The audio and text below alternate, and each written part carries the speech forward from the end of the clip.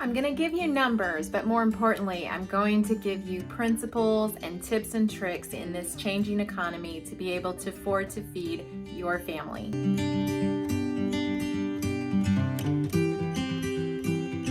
I'm Amy from Raising Arrows, and you might guess by the name of my blog and this YouTube channel that we believe children are a blessing and we are raising arrows for the Lord. And so we also believe that as each blessing comes, we will be able to afford those blessings. I don't think there is any set number that people ought to have, and I think all of this is between you and the Lord and not anybody else's business. And so I'm not going to sit here and tell you how many kids you should have and what a large family is and all of that. What I'm basically going to do is share with you how we afford to feed our kids, the principles that we have in place, and the tips and tricks that we use. I will give you some numbers, but keep in mind that these are arbitrary and they kind of randomly change here and there. I wrote a post back in 2017 where I shared numbers, and it was fun to go back and look at that post because things have changed a little bit since 2017, but our grocery bill has not changed by a colossal amount. I'd say it's changed by about $50 or $100 if we're stocking up, somewhere around there. Now, during the holidays, my grocery bill went up. When I'm stocking up on certain things, my grocery bill is higher. Right now, we've been pretty steady, and I'm just adding to the stock as I can go. But we've really pared down our groceries and exactly what we're buying. And we're not buying a lot of things that are anomalies, if you will, things that are kind of these random ingredients. I've cut that out of my life. And if you want to learn more about that, I have a podcast on that. I will probably talk about that more here on this channel as well. But I have a podcast that I will link below where I talk about how other homemakers 100 years ago, our grandmothers, our mothers used to meal plan, and why we could learn a lot from them because they kept things very basic. And we have gotten very frou-frou with our grocery list. And I think in many ways, the supply chain issues that we're facing right now are changing that for us. It's creating a world where there's a little less choice. There's not the myriad of products to choose from. Now, I've been shopping at Aldi's for years and years and years, and Aldi's does not have a lot of choice. They have like one product and maybe something in the extras section that they got, that's a name brand, but they don't have a lot of choice. And yet when you go to a bigger supermarket, you have lots and lots of choices. And within those choices, you can go from a high price range down to a rock bottom price range. We don't have that so much now. We kind of have, you go to the store and here's the one or two items you can choose from that category. Aldi, their issue that I'm finding in our stores at least is that it'll be random what's there and what's not. There were weeks where we didn't have any peanut butter. And right now, I haven't seen any like mandarin oranges or pineapple for a very, very long time. There are other things that have been missing for a really long time that I kind of keep on my list in the hopes that someday it'll show back up. I could go to like Walmart and buy there, and sometimes I do.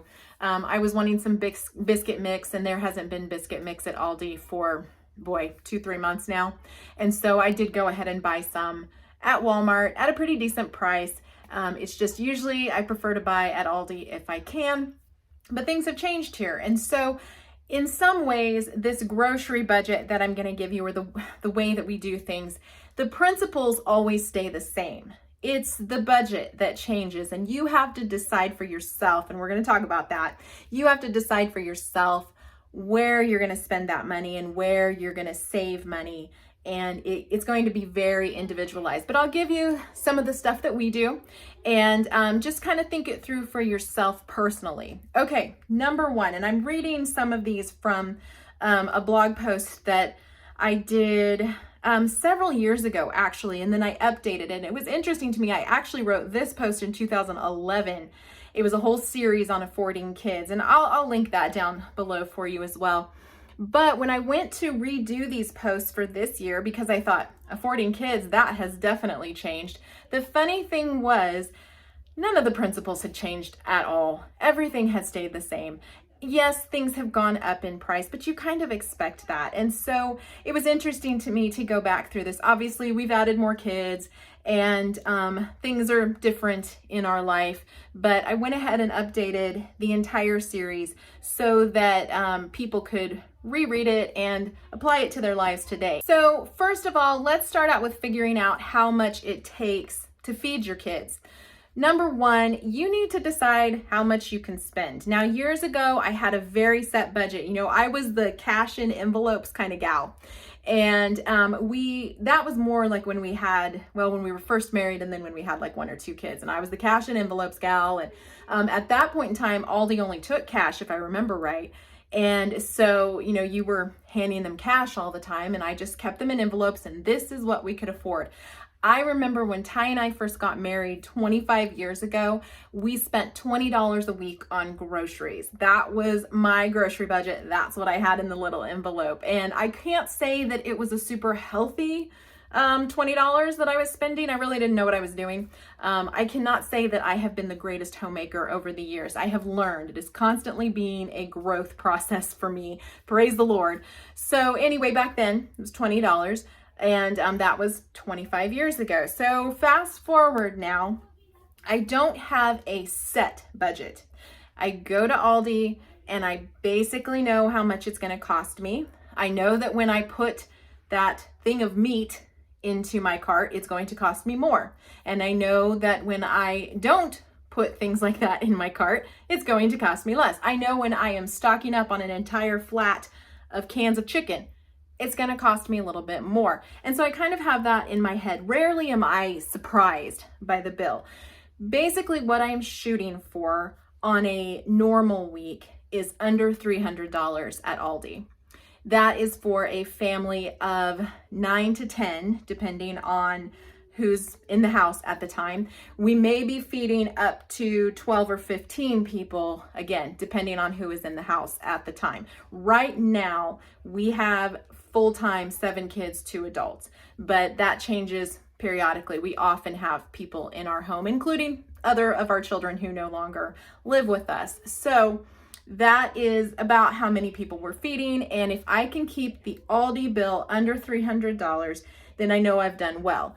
Now, obviously there are times, like I said, when I grab some meat because it's a good deal, or I grab a flat of something because I'm needing to restock.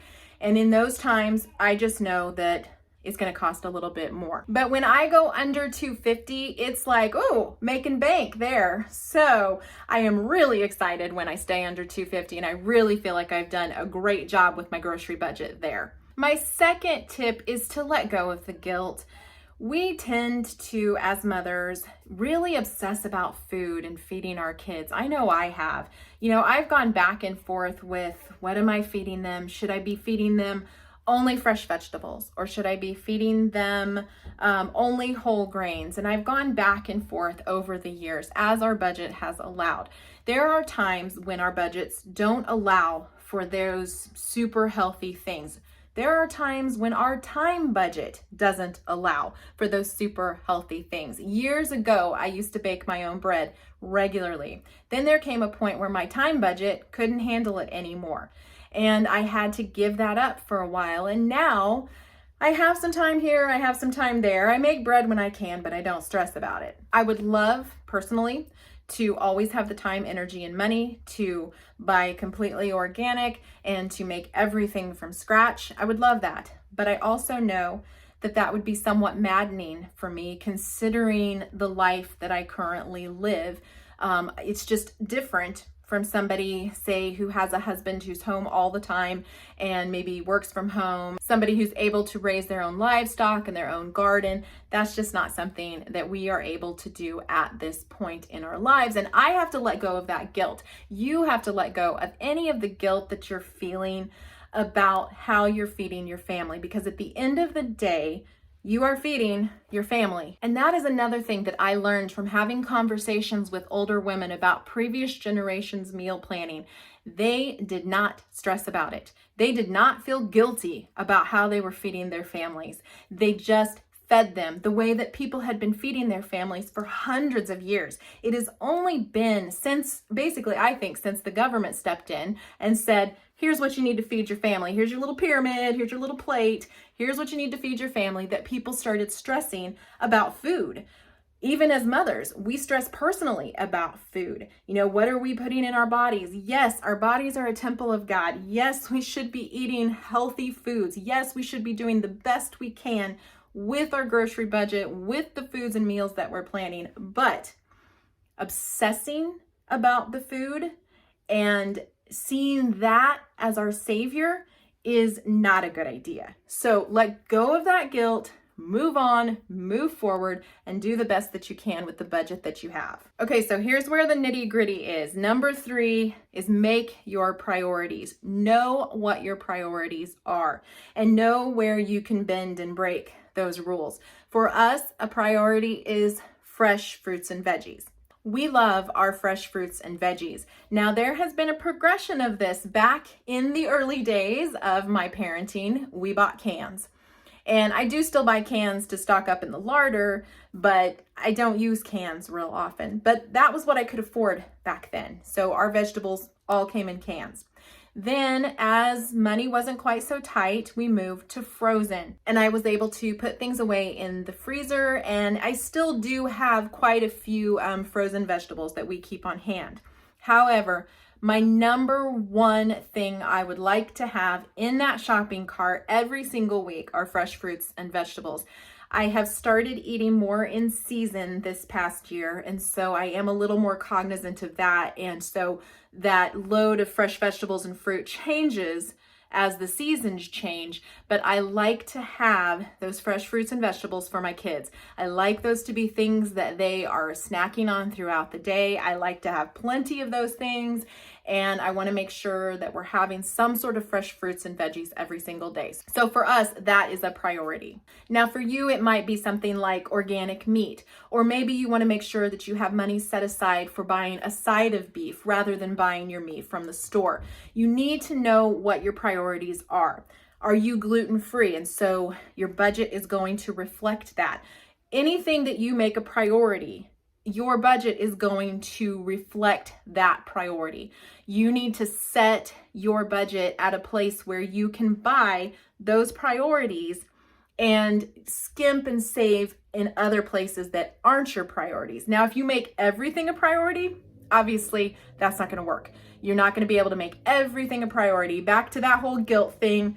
Know what the specific things are that are really, really important to you and focus that budget there. This will also help you to save money because you will know where you can cut your budget with the things that aren't a priority and then save up so that you can stock up for the things that are your priority. Because buying a side of beef is not a cheap thing in the short term. In the long term, it's really helpful, but you do have to save a lot of times in order to buy that side of beef. If you make everything a priority, you're not going to be able to save up for that side of beef. You've got to know, where can I cut things here so that I can put my money towards that priority. And this is one reason that all those ready-made grocery lists and menus and things like that that you find out on the internet, while they can be helpful to give you ideas, they are never a one-size-fits-all. I share my master grocery list, and I will put a link in the description below for you. But the only reason I share that is because I was given something like that years ago, and I kind of started my list off of this other mom's list, and I learned over the years that I had to really tweak it and change it to fit our family's priorities.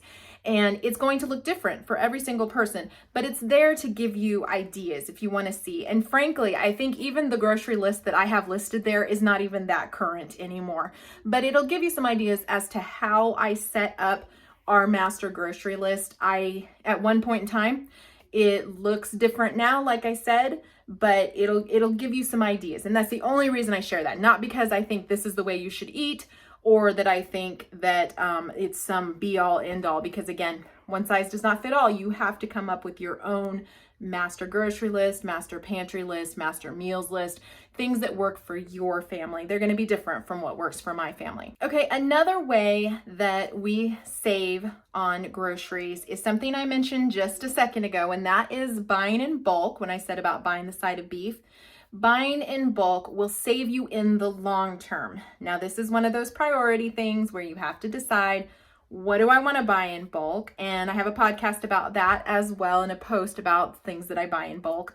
And you have to decide what you want to buy in bulk, and then you have to set aside money for that, because the more you buy of something, the more it costs. And so like when I buy my big, huge bags of flour, I'm actually getting a discount on buying the big bags of flour, but it still costs more than buying individual bags until you get to like that last bag. It's almost like, buy 3, get 1 free, but you have to buy the 3 first. And if you don't have money set aside to buy those things that cost more money, then you will not be able to reap those benefits. So it's good for you, again, to know your priorities, to set money aside, and to buy in bulk when you can of the things that are on your priority list. Okay, so real quick though, one little tip on buying in bulk that's kind of a pet peeve of mine is that you will find people buying these bulk cans of things that go bad very quickly once you open them. So let's say you go to a big box store, you buy a number 10 can of tomato sauce. If you can't use that entire tin can of tomato sauce in one sitting, and not a lot of people can unless they're making a huge amount. Even I don't make anything that requires that big of a can. If you can't use that up though, you really can't let it sit in that can for very long, and you could move it to something else, but unless you purposely make something soon afterwards with that tomato sauce, the rest of it's going to go bad. So I would prefer to buy smaller cans in bulk rather than big cans in bulk. It just seems to me more economical and a smarter way to go. And frankly, I have found that Aldi prices almost always trump those big warehouse stores. Aldi, I end up with these little cans of tomato sauce, but I'm also not wasting them the way that I would if I got a number 10 can. So when you're buying in bulk, consider what happens when you open that big can, that big bag. What happens then? Do you have a place to store it and keep it good and from going bad sooner? Or do you need to think about buying in bulk smaller containers? And that is something I talk at length about in the podcast, the foods that I buy in bulk, that I'll have in the description there for you. Because it's really something that over the years has been something I have learned, that you really don't need to buy huge containers when you can buy smaller containers if that's what your family's going to use. We kind of get sucked into this idea that bulk means ginormous, and it doesn't. It just means that you're stocking more than you usually use in a week. Another thing that helps me afford groceries for my large family is that I have learned a lot of basics over the years. I have learned to do things that help to save money. Number one is bread. I know during the pandemic, or the early days of the pandemic, that there wasn't bread on the shelves. And I remember thinking, well, I have flour, I have water, I can make bread. And I know how to make bread from just flour and water. I have the basic ingredients and I have the basic know-how. And that is important. Know how to make some of those convenience foods that you like to have on hand. Know how to make some of those things that could potentially save you money if they weren't a priority. If you decided, hey, I'm going to start making these things myself so that I can spend more money elsewhere. Also be aware though, there are some things out there that making yourself actually costs more than buying in the store. Bread is not usually one of those. Bread actually typically is much cheaper to make yourself. But there are other things that absolutely it's cheaper to buy them. So kind of do the math in your head, but know how to make those things. Because if you want to cut your budget somewhere, that's where you can cut your budget, is in the places where you know how to make from scratch, and you can do those things at any given moment. You have the ingredients on hand. They're not crazy ingredients that are going to go bad, and you can do that yourself. Some other ideas would be baking mixes, your own pasta, spaghetti sauce, things along those lines, stuff that you tend to just pick up at the store and put together a meal, but that you could actually do from scratch cheaper if you know how to do it. And also, don't forget to search out new ways of doing things. Talk to people you know, watch YouTube videos, learn from other moms about how they're saving money, and learn from them about these little tips and tricks that they have. And it may be something as simple as how they cut up their pancakes, or how they store their tomato sauce, or how they freeze things, or how they manage a checklist or inventory. I have learned a lot just by watching YouTube videos or by talking to other moms in my mom group and asking questions and not being afraid to look kind of stupid in the process. Like, hey, I don't know what I'm doing here. Could you tell me how you do it? And it really brings a camaraderie that we are missing in our culture today, when people humble themselves and say, I need help. I don't know how to do this. Could you help me figure this out? We really are more than happy to help each other out, aren't we? Except nobody seems to need any help. We're all so self-sufficient, but we're not. And yes, you can watch a YouTube video, but how much better to have a friend come into your house, or you go to their house and learn from them one-on-one and see exactly how they're doing things. It is just amazing to have a community like that. So I pray that each of you is able to find a community like that here in 2022, because it's going to be very, very important for us to build that community as we become more and more online.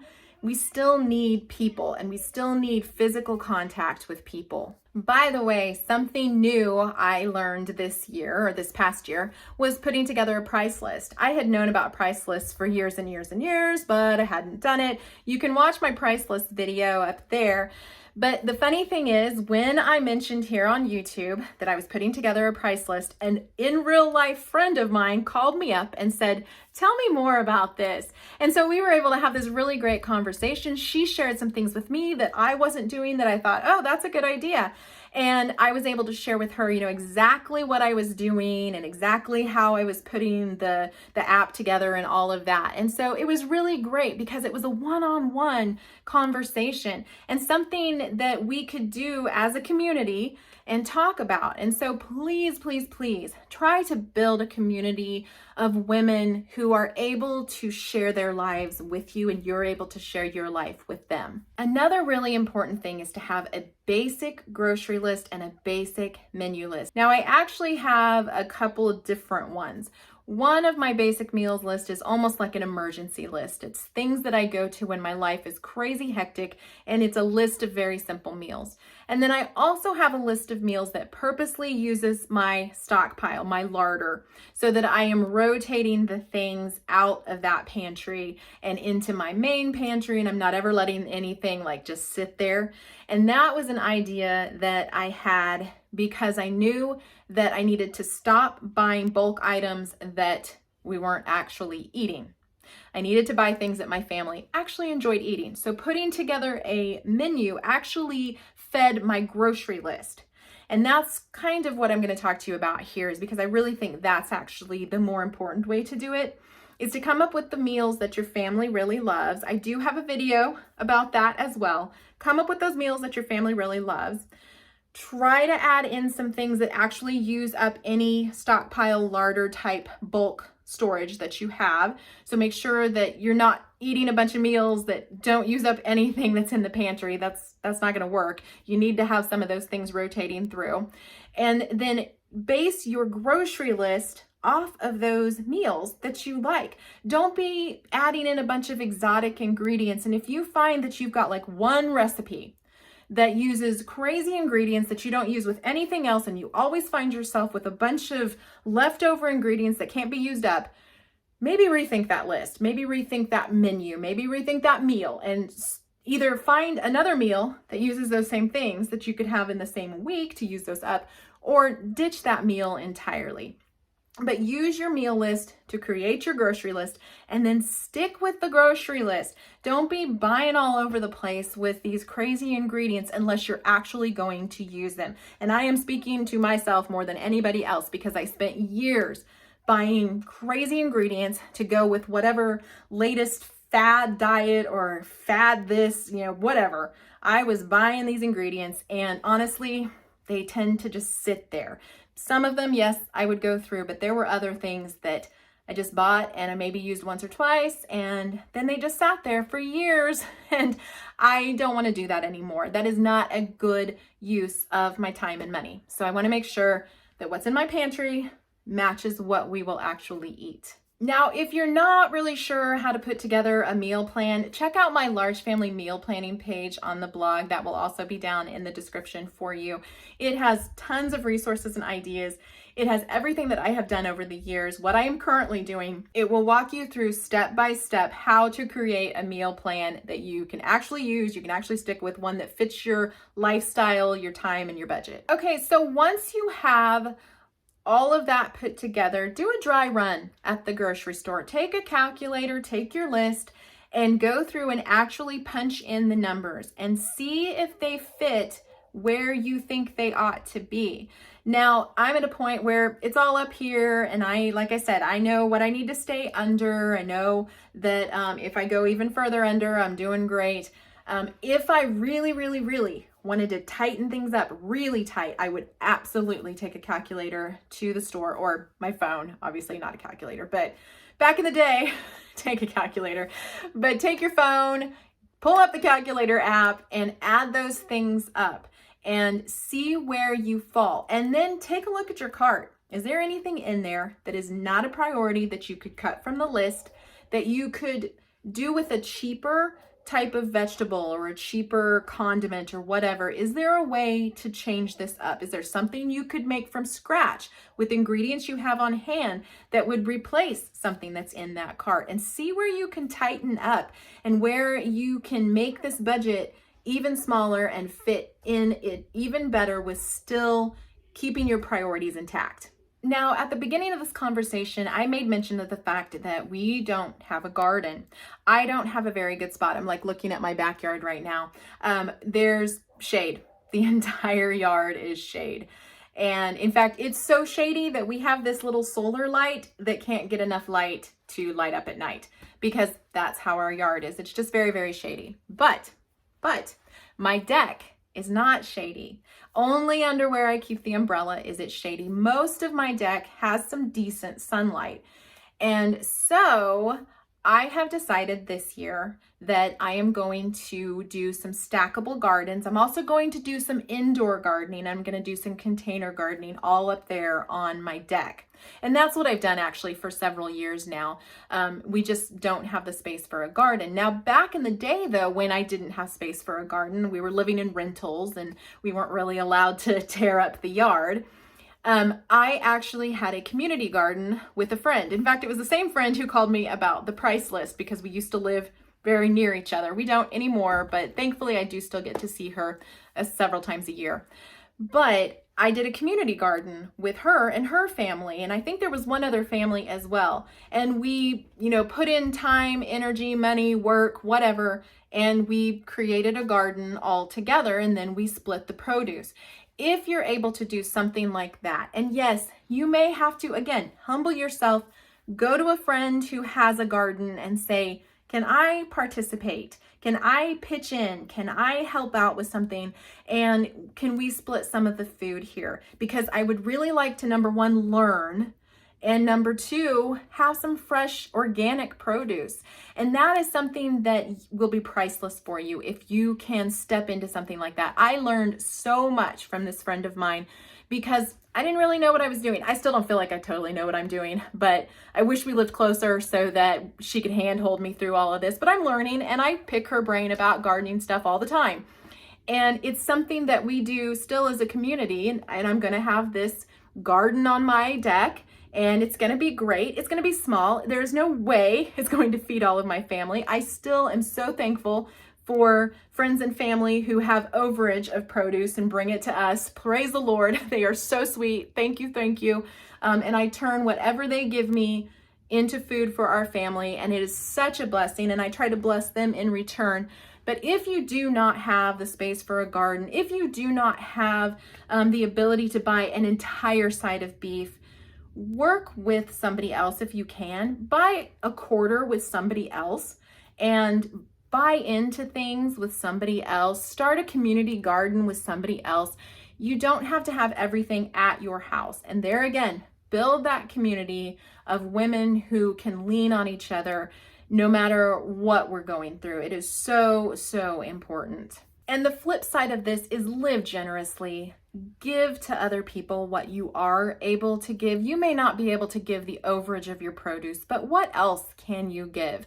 Can you give the time of a listening ear? Can you give baked goods? Can you give something that you've sown, something that you don't need anymore? Are you able to give as you receive? Live generously, live open-handed.